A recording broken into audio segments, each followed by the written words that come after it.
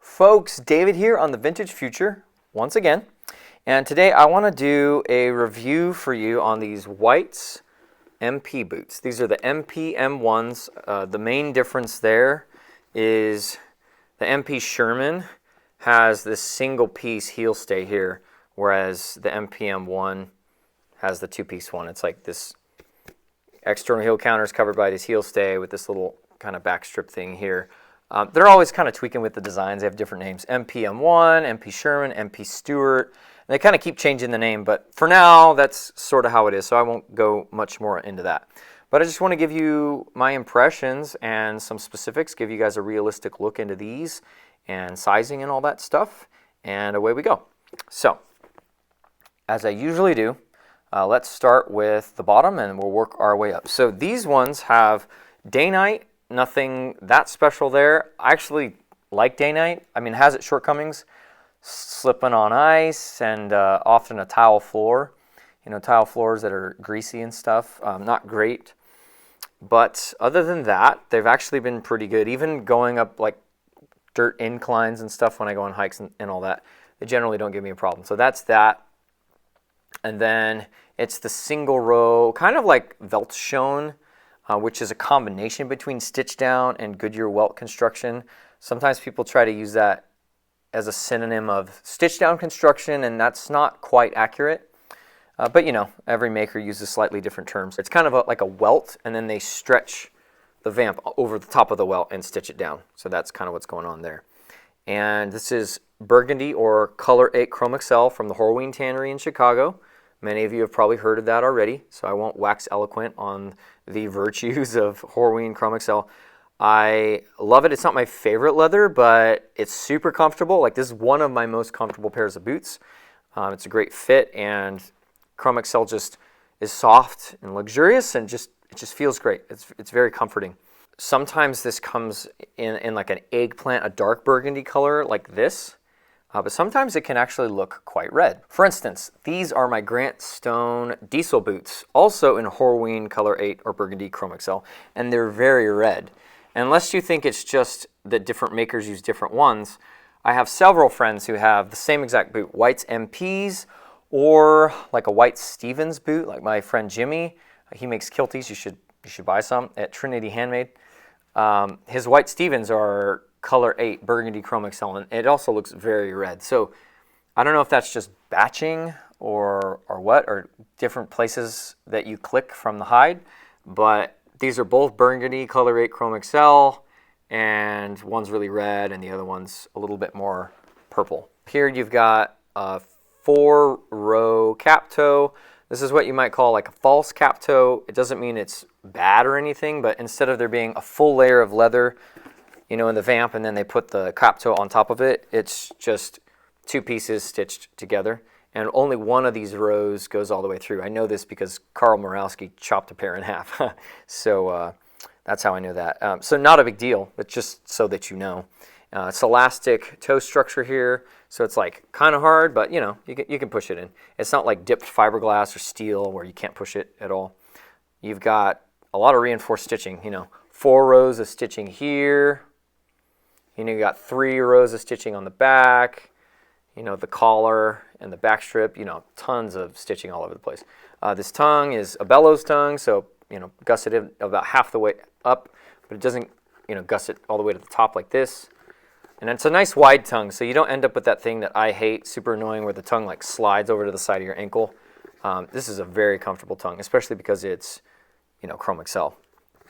And then the inside of the shaft is unlined, the inside of the vamp is lined, and it's got, you know, the hardware that you can see here. You got 5 eyes and 3 hooks, and then another one here. This was the stock model from whites.com. You can get stock models if they have them in stock at the time.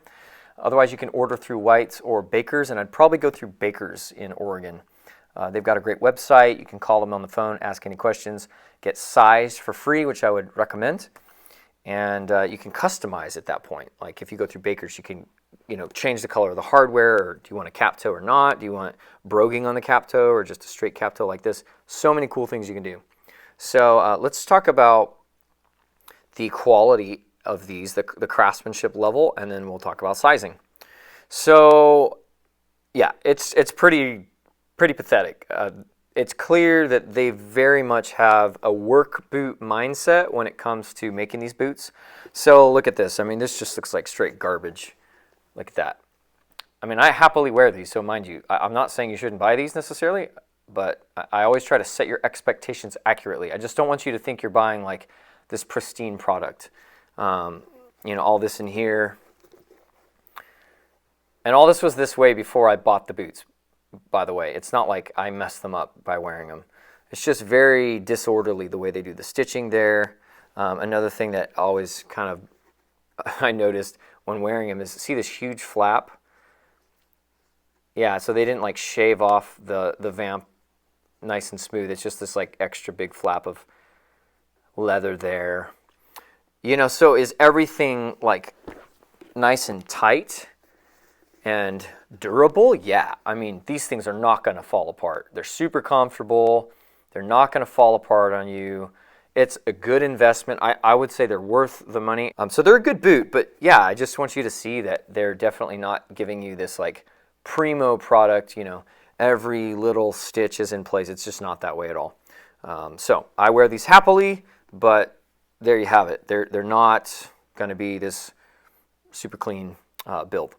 But that said, everything that matters is right. Like the sole is well attached, like the heel's not popping off, you know, everything's symmetrical, like all the hardware is just bomb-proof. I mean, you can't see any wiggle. Like in my Aldens, like multiple pairs of Aldens, and my friends' Aldens and stuff, super common to have like a loose or wiggly hook. It just doesn't give me the right vibes. You know, I'm like, dude, is that thing gonna rip out on me someday?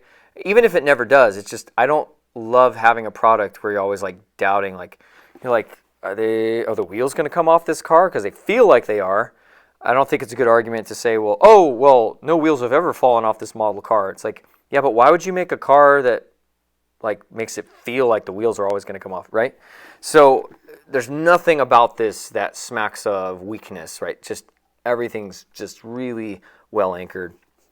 And so, yeah, I'm really loving these boots. So how do you size these things? Well, as I said before, I would suggest everybody go through Baker's and send them your measurements. They usually have you measure the circumference of your ball and your instep and the heel and your ankle and all that stuff.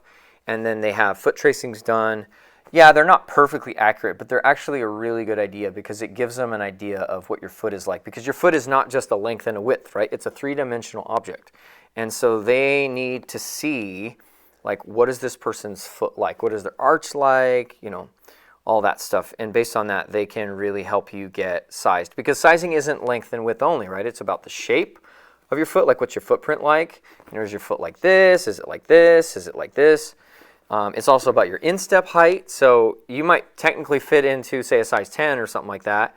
But because they see you've got this like massive instep and high arch, and they know that you're going to need extra space up in here like this, you know, they might size you up or tell you, you know what, the MP, the Barrie last that this is on, which, by the way, it comes from the same origin as the Barrie last that Alden uses. But, you know, you know what, this is not good for you. We actually think you should use a 55 last, the semi-dress last, or the Bounty Hunter pattern, or maybe the Northwest last, or the C461 last. They have all these different lasts that White's has. You know, maybe that's better for you because you have a big instep. I don't know what they'll tell you, but it's better to go through them than to just standard size. But if you want to do like I did and just go standard with it, you just get your Brannock done on a Brannock device and make sure you have your arch length correct. And so that's a whole other topic. Just make sure you have your Brannock device measurement and make sure it's accurate. Make sure you know how to use it. And then you go one size down from your Brannock measurement and one width up. And if you're like right on the cusp, so like looking back, I should probably have gotten one width more on this because I'm a C width, but I'm barely a C width. I'm right on the cusp of D and C.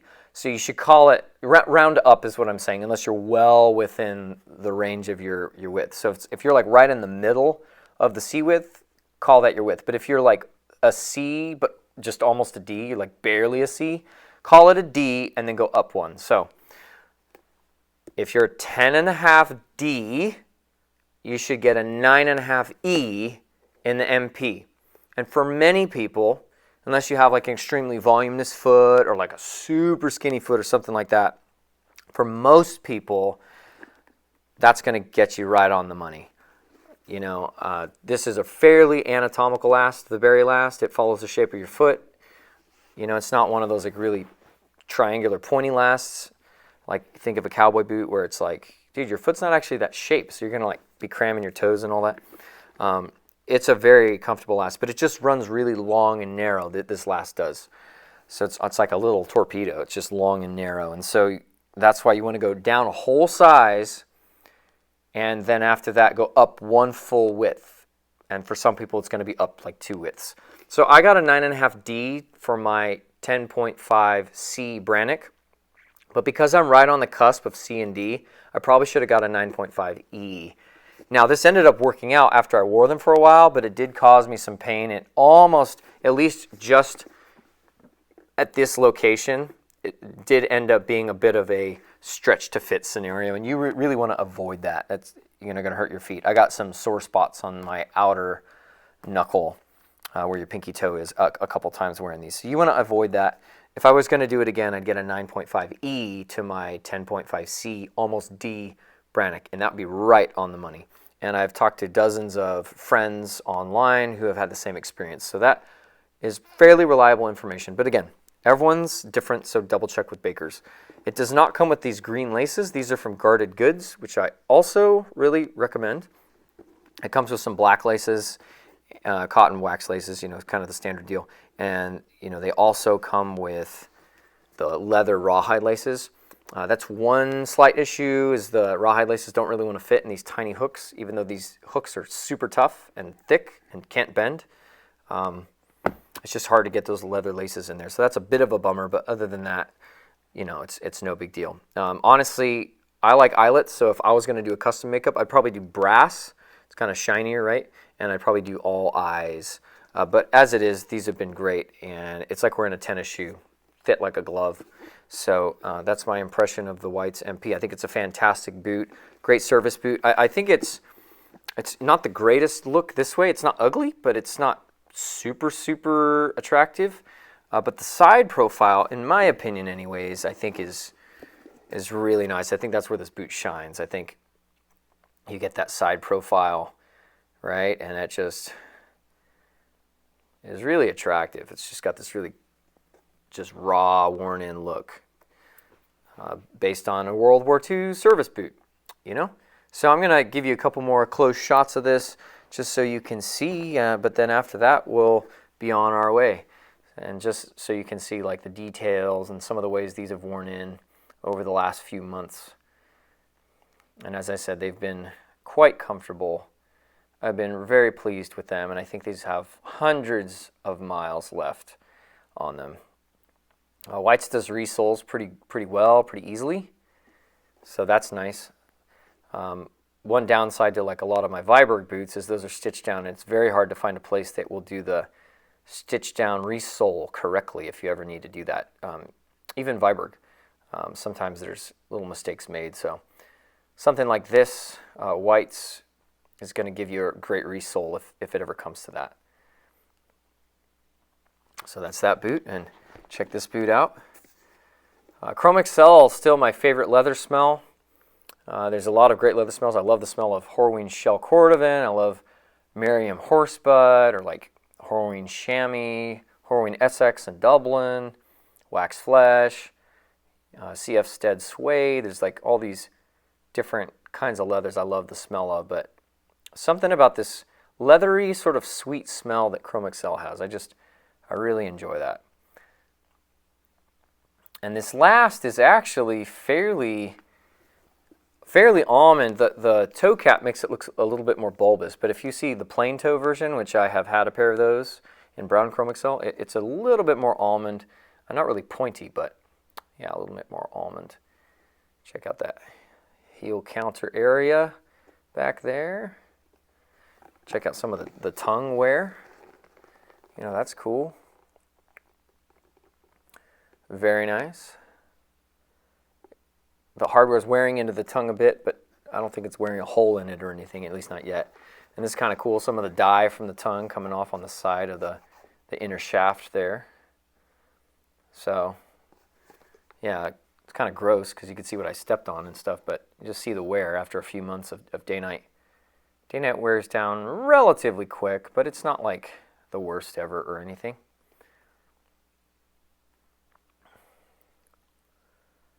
Yeah, and Horween Chromexcel is a pretty forgiving leather. If these were like in horse butt, there's no way I could have worn them. Like I said, this sort of stretched out for me, and it works now. But if it was horse butt or something like that, it would have been like, nope, not happening. I need to return these and get a 9.5E, get a bigger width, because these aren't going to work. But because it was Chromexcel, it stretched just enough, and it's been really comfortable ever since. So that is my impression of the Whites MP. I hope that it helped, and as I always say, let your boots take you to places more important than the boots themselves.